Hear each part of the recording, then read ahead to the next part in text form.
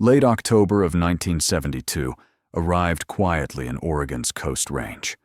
The rains had started early that year, turning dirt roads into long stretches of mud and pine needles. But for logging crews working contract jobs, that wasn't unusual. Weather didn't stop production.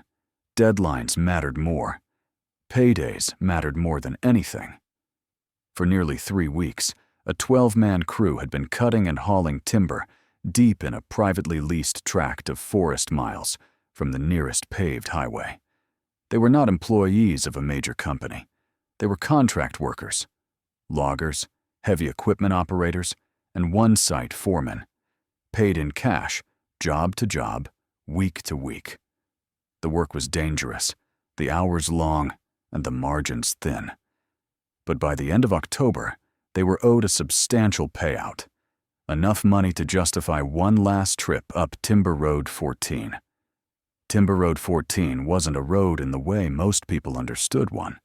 It was a narrow, privately maintained access route, carved into the forest decades earlier, winding uphill through thick stands of Douglas fir and cedar. It existed for one reason only: to move men and machines in and out of logging sites. Locals knew it. Outsiders didn't. There were no signs, no mile markers, no regular patrols. Once you turned onto it, you were effectively off the map. On the morning of October 27th, the crew gathered at a small staging area near the base of the road. Pickup trucks idled in the cold air. Lunch pails were loaded. Chainsaws were stowed. The meeting at the top of the road was supposed to be simple: a final accounting, cash in hand, and a handshake before everyone headed home. Some planned to stop at a bar afterward. Others talked about finally seeing their families after weeks away. By late morning, the convoy began moving uphill. Several trucks, spaced out but close enough to keep sight of one another, disappeared into the trees. That was the last confirmed sighting of all 12 men alive. When night fell, and none of them returned, there was no immediate panic. Logging jobs ran late. Equipment broke down. Men drank too much when money changed hands. Wives put kids to bed, assuming they'd hear engines in the driveway by morning. Parents assumed their sons were sleeping it off somewhere. In 1972, people still trusted routine, and this crew had followed the same pattern before. Saturday came and went with no word. By Sunday afternoon, concern replaced patience. Calls were made to friends, bars, and nearby camps. No one had seen them. By Monday morning, relatives began driving toward the logging site themselves, stopping at the base of Timber Road 14 and waiting, scanning the trees for movement that never came. It was a local deputy, responding to a missing persons call that afternoon, who finally drove up the road. About 6 miles in, he found the first truck. It was pulled off at an angle, half sunk into the mud. The driver's door was open. Inside, a thermos sat in the cup, holder still capped. A brown paper lunch sack rested on the seat, unopened. There were no signs of a struggle, no blood, no indication of an accident. It looked exactly like a truck someone had stepped out of with the intention of coming right back. Less than a mile ahead, he found another. Then another. By the time additional deputies arrived, it was clear this wasn't a breakdown or a weather delay. Vehicles were scattered along the road and near a cleared logging spur that branched off into the forest. None of the men were visible. No one was calling out. The forest was silent in a way that made seasoned officers uneasy. The search widened quickly. Deputies followed boot tracks and tire impressions into the spur.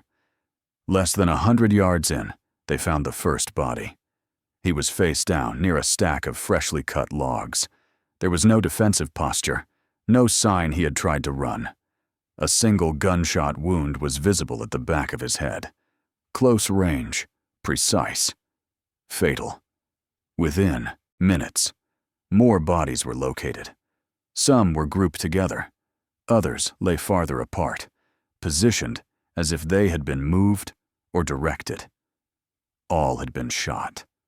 most from behind. A few had wounds to the upper spine, indicating the shooter knew exactly where to aim.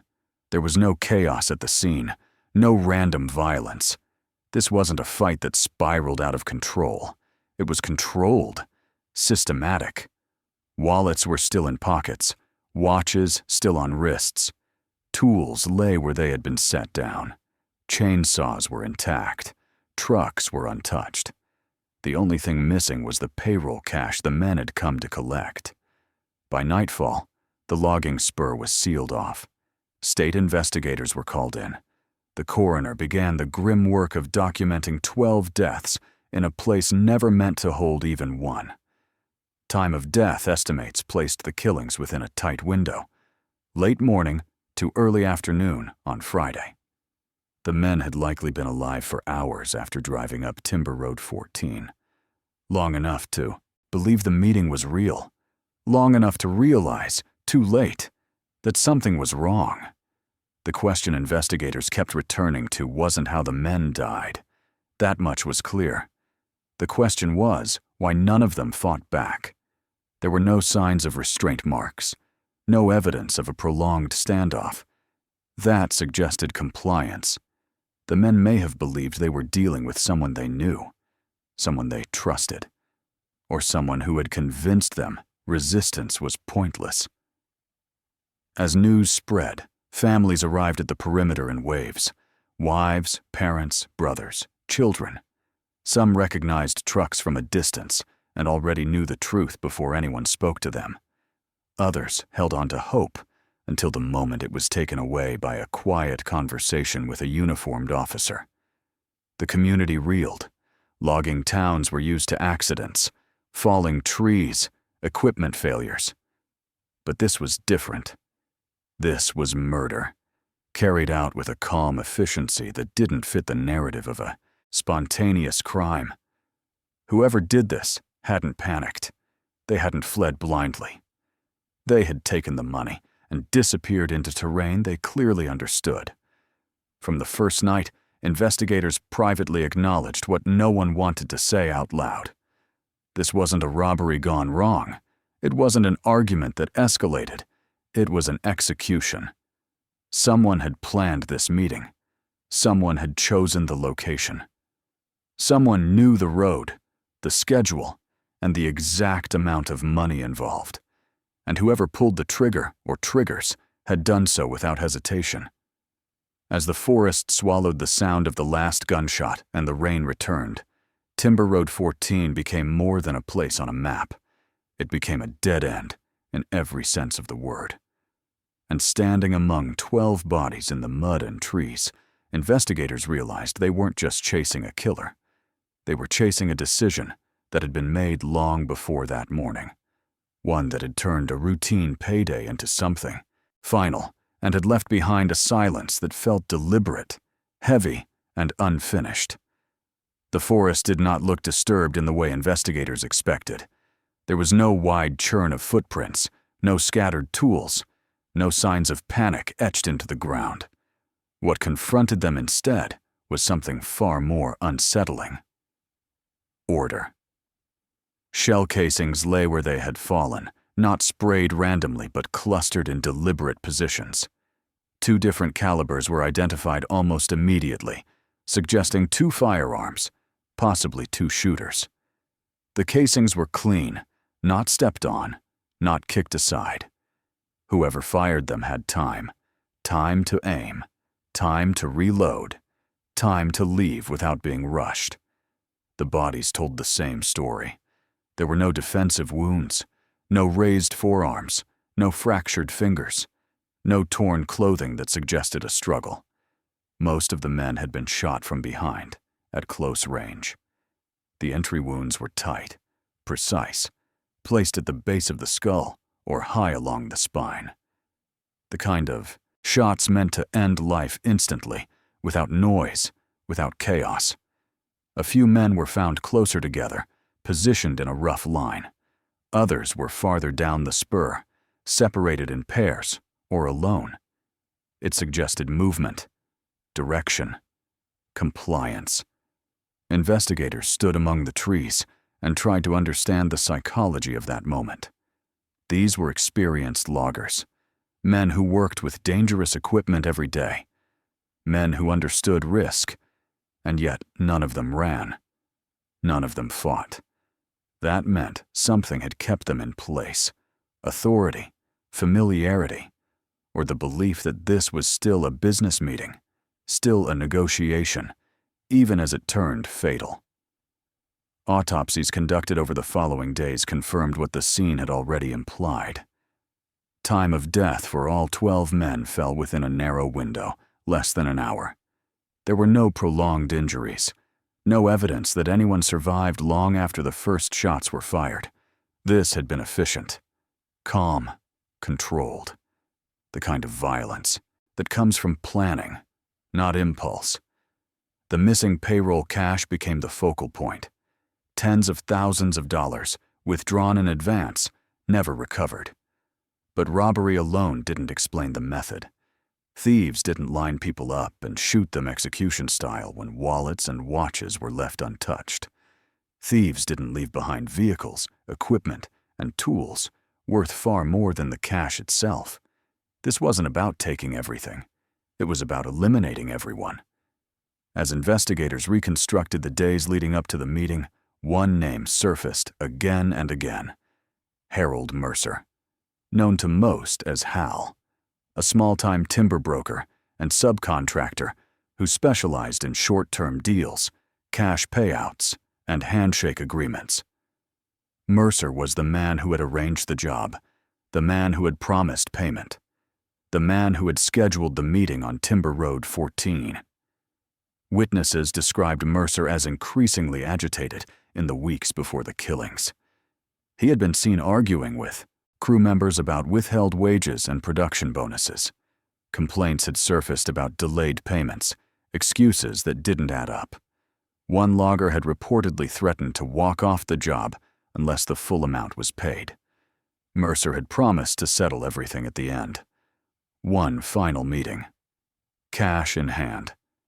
That meeting was supposed to happen the morning the men drove up the road. When deputies went looking for Mercer, they found nothing that suggested he was waiting for them.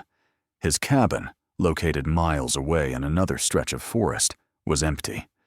No packed bags, no signs of a struggle, just an absence that felt intentional. His neighbors hadn't seen him in days. His phone lines were dead. His bank accounts had been drained to near zero. Then they found his truck. It sat along a secondary forest road, partially burned, the fire having consumed the interior while leaving the exterior strangely intact. There was no body, no blood, no sign that Mercer had been inside when the fire started. Investigators believed the truck had been set alight deliberately, a distraction, a way to suggest disappearance without providing answers. Mercer himself was gone. Without him, the case lost its central figure almost overnight. There were no eyewitnesses to place anyone else at the scene, no surveillance cameras, no nearby homes.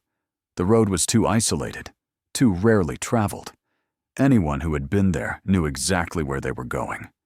The investigation expanded outward, but every path led back into the same wall of trees. Bar owners were questioned. Other loggers were interviewed. Rumors circulated about hired muscle, about threats, about men brought in from outside the county. But rumors weren't evidence, and evidence was painfully scarce. Ballistics confirmed the same 2 weapons were used on all 12 men, but the firearms themselves were never recovered. Tire tracks were too muddied by rain and logging traffic to yield anything usable. Footprints overlapped, washed away within days. The forest did what it always did. It erased. Families watched as momentum faded. At first there were daily updates, then weekly, then nothing. Detectives were reassigned, resources were pulled. The case, despite the scale of the crime, began slipping into that dangerous space where unanswered questions outnumber active leads. Privately, some investigators acknowledged a hard truth. The killings were likely carried out by someone the men trusted enough to follow into the trees. Someone who could control 12 grown men without firing the first shot immediately. Someone connected to the money. That narrowed the list dramatically. And yet, without Mercer, there was no one left to confront. By the end of the year, the murders were officially classified as unsolved. The file grew thick with reports, diagrams, and unanswered questions. Timber Road 14 was reopened to logging traffic. The spur where the bodies had been found was reclaimed by brush and fallen needles. The place where 12 men had died quietly disappeared back into the landscape. But for the families, nothing disappeared. They replayed the last conversations, the promises of coming home, the certainty that payday meant relief. They wondered who had spoken last, who had turned around first, who had realized the truth before it was too late. They waited for a knock on the door that never came. Some investigators carried the case with them long after it left their desks. The precision of it stayed with them, the absence of chaos, the feeling that this wasn't the end of a story, but the middle of one that had been deliberately paused. Because someone had arranged that meeting. Someone had brought the guns. Someone had walked away with the money. And someone had made sure the forest would keep their secret. For now. And as weeks turned into months, and months into years, the silence around Timber Road didn't feel accidental. It felt like a waiting period. In the months that followed, the murders, investigators shifted their focus away from the forest and toward paper. Bank ledgers, contracts, loan documents, anything that could explain why 12 men had been lured into isolation and killed with such precision. The violence felt personal, but the motive, they suspected, was transactional.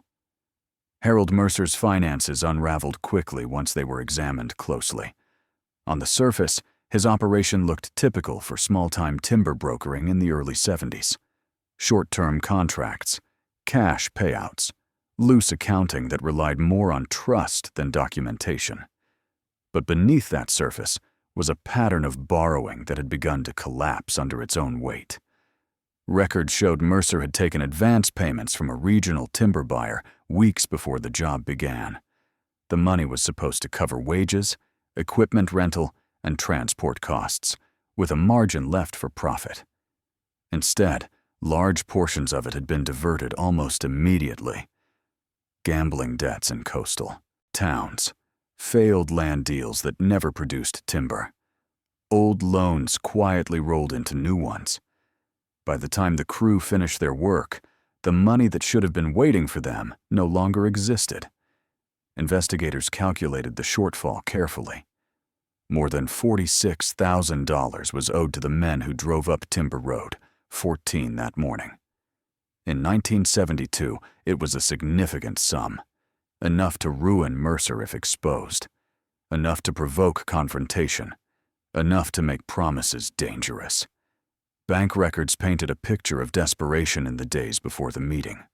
Mercer had withdrawn large amounts of cash in short intervals, leaving his accounts nearly empty. Some withdrawals occurred late at night. Others were made at branches miles apart, suggesting urgency. He was moving money, not preparing to pay it out. The question investigators couldn't escape was simple and disturbing. If Mercer couldn't pay them, why meet them at all? As detectives widened their search into Mercer's associates, a new name surfaced. Raymond Doyle, a former military police officer who had drifted into private security work after leaving the service. His reputation preceded him. Doyle was known for showing up where tensions ran high, labor disputes, contract disagreements, situations where intimidation was useful, but deniability was essential. Several people in the logging community recognized his name immediately. He wasn't local, but he wasn't unknown either. He moved between counties, between jobs, never staying long.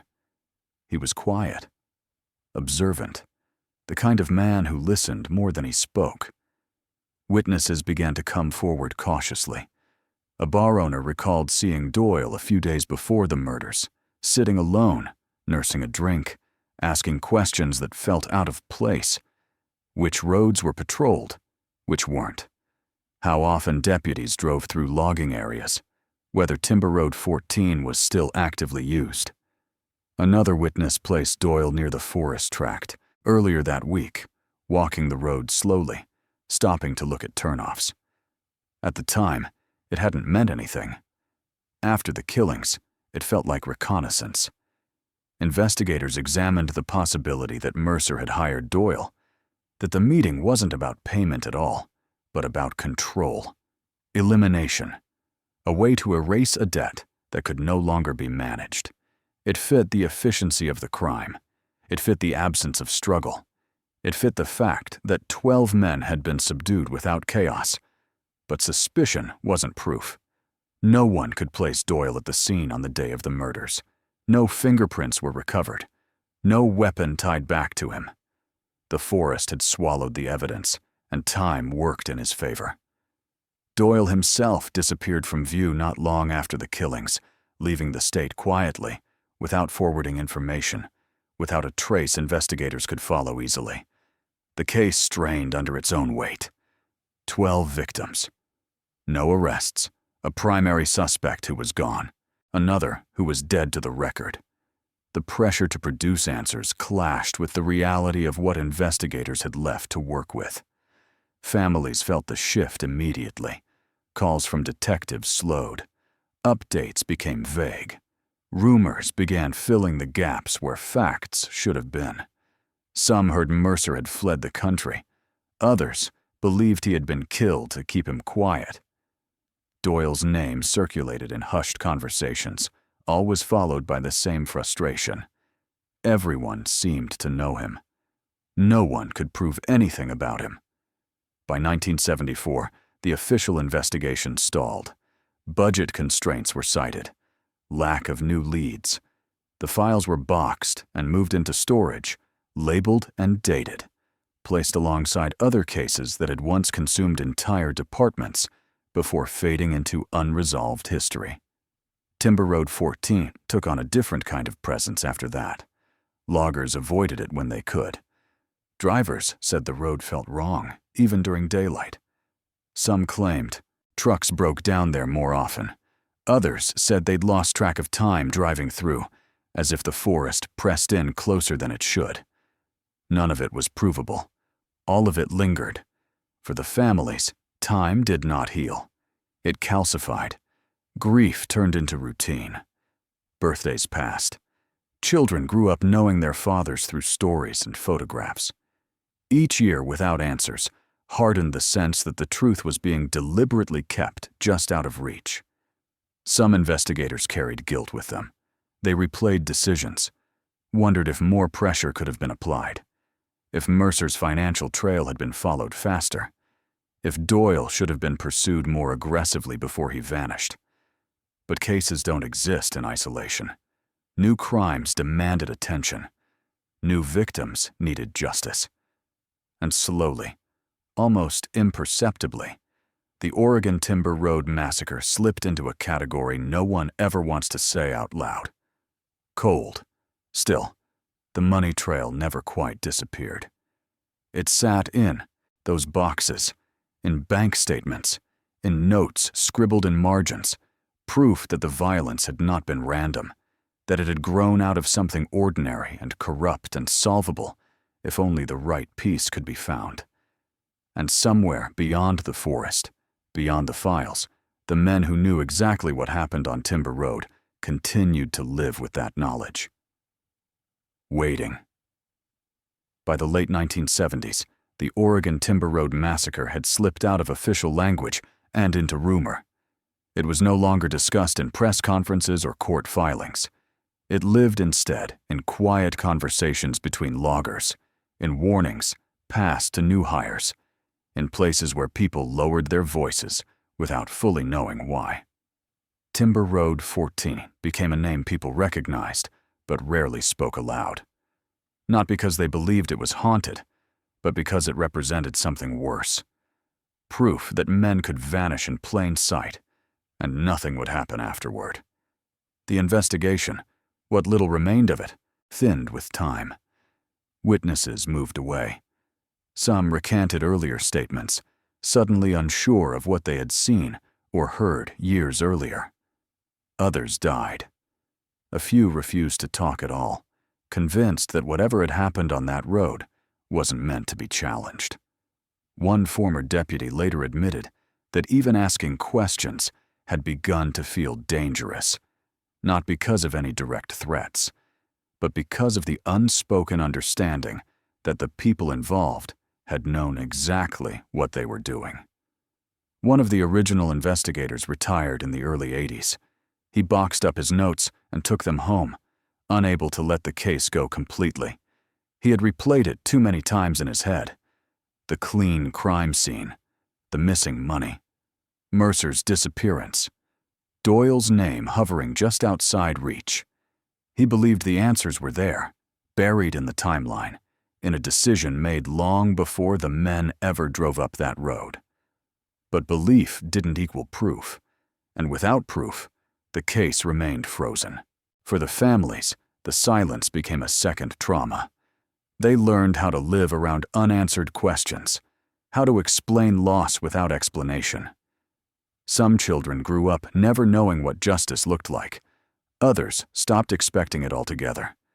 Anniversaries passed with no calls, no updates, no reassurance that anyone still remembered. Then, in early 1986, something changed. It began quietly, the way most breaks in cold cases do. Not with a confession broadcast to the world, but with a request scribbled onto a prison form. An inmate named Walter Keene, serving time on an unrelated weapons charge, asked to speak with state investigators. At first, it didn't raise alarms. Inmates made claims all the time, hoping for leniency, attention, or relevance. What made Keene different was timing. He was dying. Advanced illness had left him weakened, aware that he was running out of time. He told prison officials he needed to clear his conscience, that what he knew had been eating at him for years. When investigators reviewed his file, something stood out. Keene had lived in Oregon in the early 70s. He had known Mercer, and he had briefly worked in transport and logistics around logging operations. The meeting was arranged cautiously. When Keene began speaking, there was no bravado, no exaggeration. His voice was flat, measured, almost relieved. He didn't claim to have pulled a trigger. He didn't describe himself as a mastermind. He placed himself where investigators had always suspected someone existed, but could never identify. On the edges. Behind the scenes. He admitted that he had driven one of the vehicles used to transport the men who carried out the killings. He described how the plan had been presented to him. Simple. Drive. Wait. Ask no questions. He said Mercer had framed it as a security job, a way to keep things under control during a tense payout.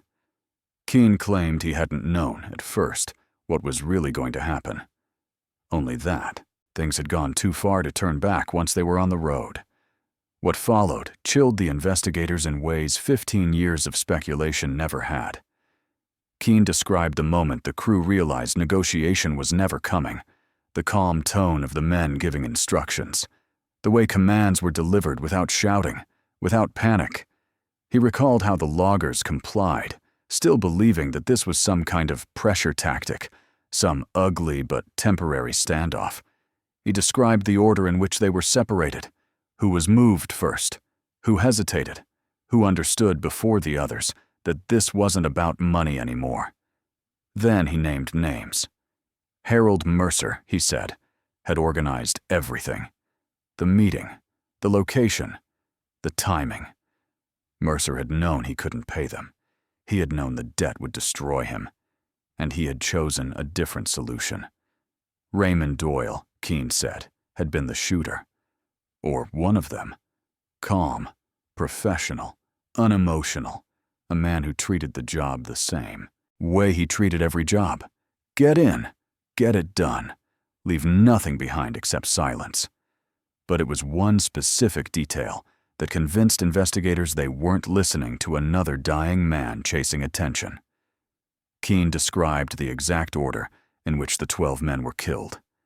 That information had never been released, not to the public, not to the press, not even to most of the families. It existed only in sealed reports and autopsy summaries.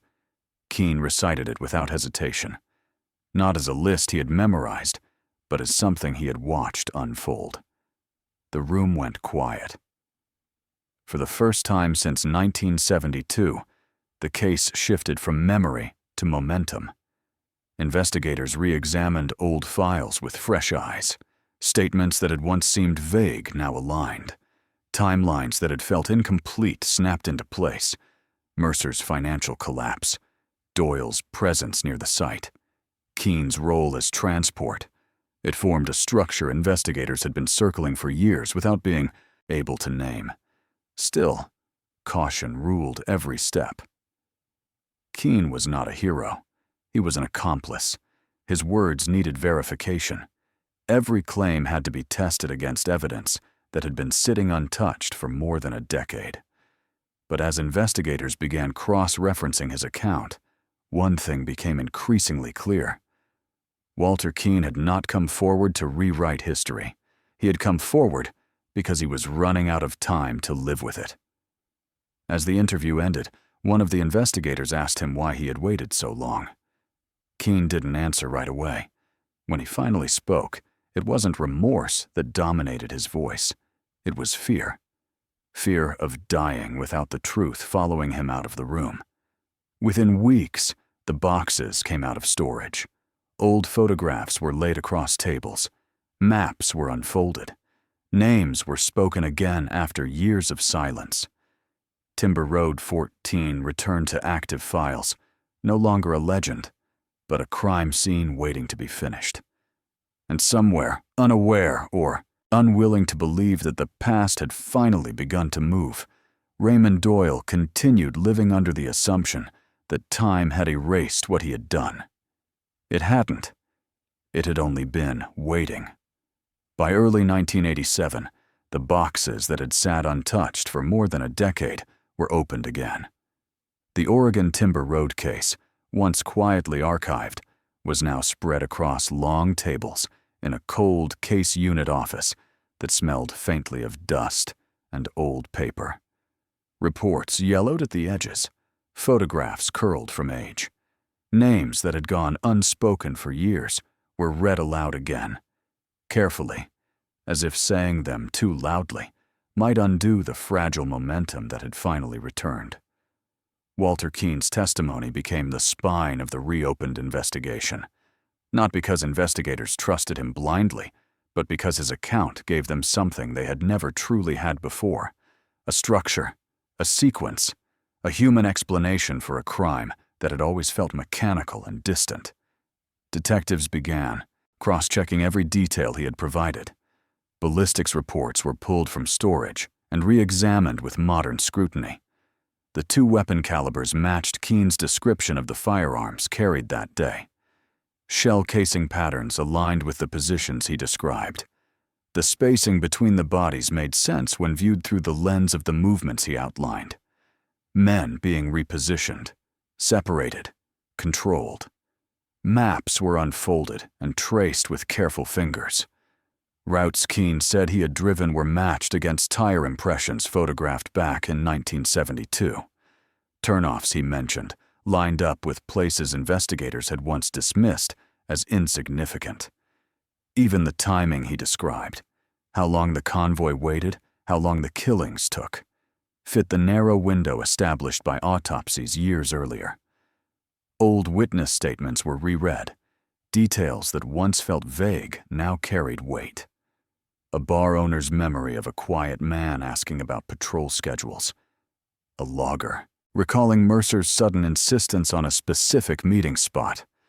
A deputy's note about a vehicle seen on a side road but never followed up on. None of it had been enough on its own. Together, it formed a pattern that was hard to ignore. With that pattern in place, attention turned fully toward Raymond Doyle. Finding him was not immediate, but it was inevitable. Records showed he had changed names more than once. He moved between states, took cash jobs, avoided anything that left a trail. But people like Doyle left marks without realizing it. Old associates, employment records, a fingerprint pulled from a minor offense years earlier under a different name. He was located living quietly in eastern Nevada, using an alias, working maintenance on rural properties where questions were rarely asked. He had built a life that depended on being forgettable. The arrest was controlled and unremarkable. No resistance, no dramatics. When confronted, Doyle denied everything. He claimed he had never heard of Timber Road 14, never met Mercer, never been involved in logging disputes. His demeanor was calm, practiced, as if denial itself were a skill he had perfected over time. Investigators let him talk. Then they began laying evidence on the table. Payroll records showing Mercer's debt, bank withdrawals made days before the killings, witness statements placing Doyle near the forest tract, maps marking routes only someone familiar with the area would know. Piece by piece, they dismantled the story Doyle had rehearsed. The turning point came when investigators mentioned the rifle. Following Keene's directions, search teams had returned to the original site months earlier. Deep into the forest, away from the spur, they had dug in a location that appeared untouched by time. Beneath layers of soil and decaying vegetation, they recovered a firearm wrapped in deteriorated plastic. Ballistics testing linked it directly to shell casings recovered at the murder scene 15 years earlier. It was exactly where Keene said it would be. When confronted with that fact, Doyle's denial fractured, not into confession, but into something closer to resignation. He stopped correcting details, stopped offering explanations. His silence carried weight in a way words never had. As Doyle's case took shape, investigators revisited Harold Mercer's fate. Official records showed he had died in 1975. The cause had been ruled accidental. A single vehicle incident on a remote road. No witnesses, no autopsy beyond the basics. At the time, it had closed a loose end. Now, it reopened. 1.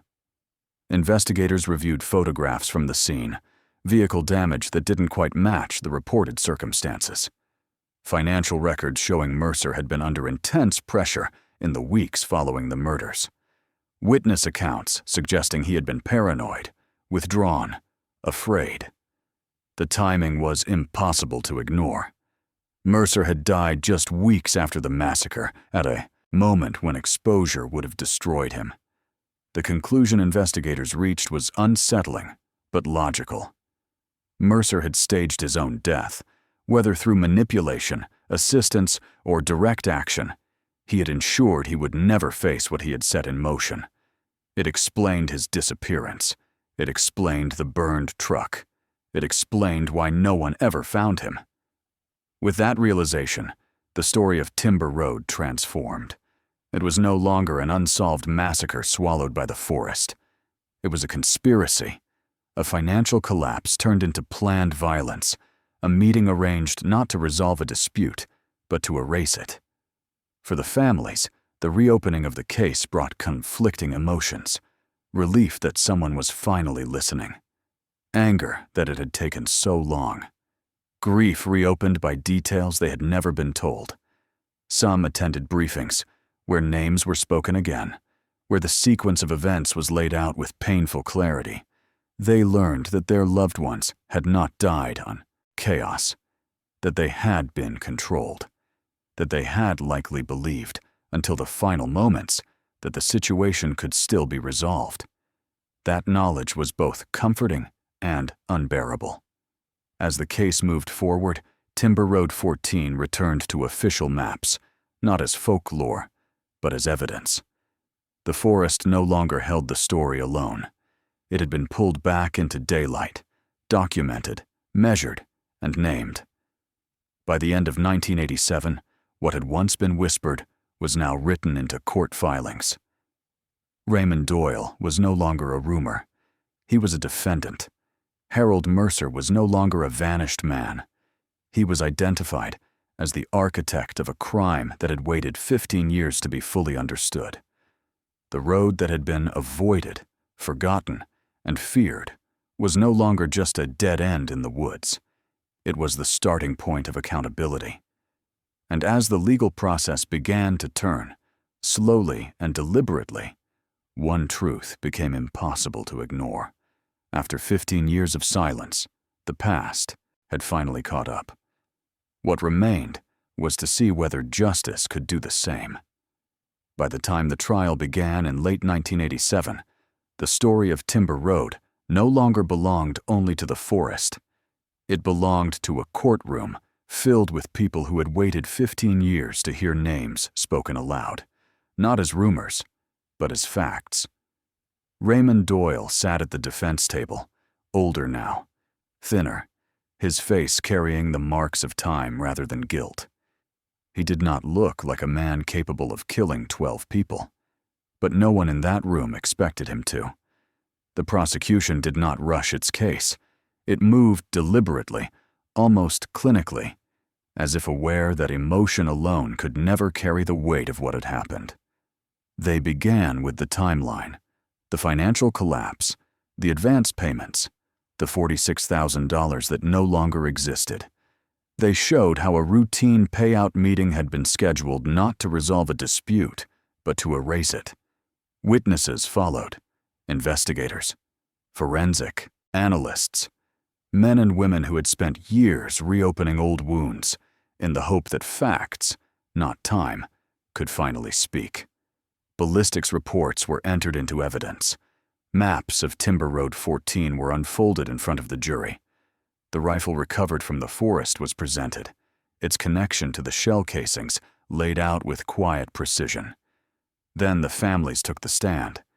They did not speak about ballistics or bank records. They spoke about absence, about children growing up without fathers, about wives who had learned to live with uncertainty because certainty never came, about parents who had buried sons without knowing why. Each testimony carried the same undertone. 15 years is long enough for grief to become part of a person's identity. The prosecution did not frame the murders as complicated. They framed them as disturbingly simple. The men were killed, they argued, because it was cheaper than paying them. Cheaper than admitting failure. Cheaper than letting the truth unravel a collapsing scheme. The jury did not need to believe Doyle was evil, only that he had agreed to do something irreversible for money and distance. Walter Keene's testimony was introduced through recorded statements and corroborating evidence. His words were stripped of drama, left to stand on their accuracy alone. The order of the killings, the placement of the bodies, the location of the weapon, each detail aligned with physical evidence that had waited years to be understood. The defense attempted to create doubt. They pointed to the passage of time, to missing witnesses, to the fact that Mercer, the organizer, was dead and could not be questioned.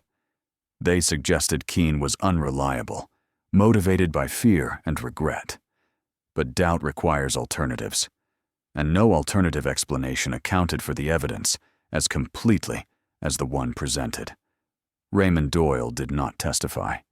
Throughout the trial, he remained largely still, watching, listening, occasionally whispering to his attorney. There were no outbursts, no visible anger.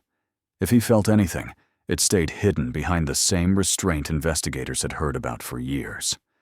When the jury returned its verdict, the room did not erupt. There was no release, just a quiet recognition that something long suspended had finally landed. Doyle was found guilty on all 12 counts of first-degree murder. He was sentenced to life without the possibility of parole. The word closure was used afterward, often by people who had not waited 15 years for answers. For the families, the verdict felt necessary, but insufficient. Justice had arrived, but it had arrived late, carrying only fragments of what had been lost. Too many questions had died with Harold Mercer. Too many details would never be confirmed.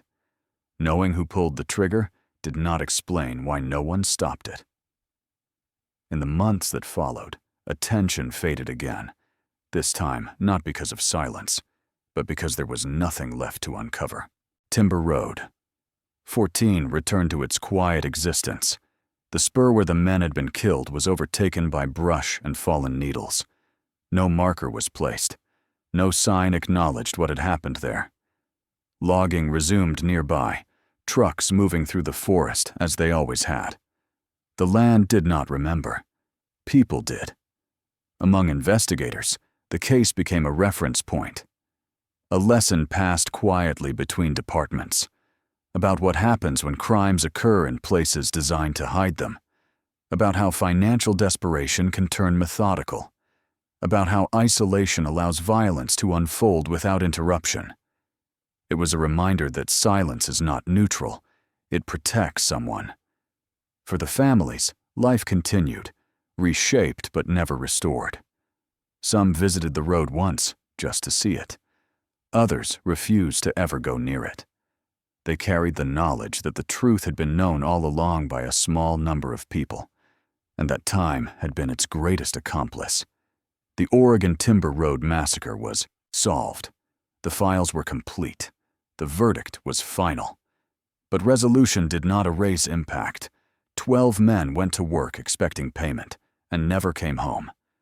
A community learned that trust could be weaponized, and a forest absorbed a crime so quietly that it took 15 years for the world to hear it clearly. Justice arrived. Clean closure did not. And that perhaps was the final truth Timber Road left behind.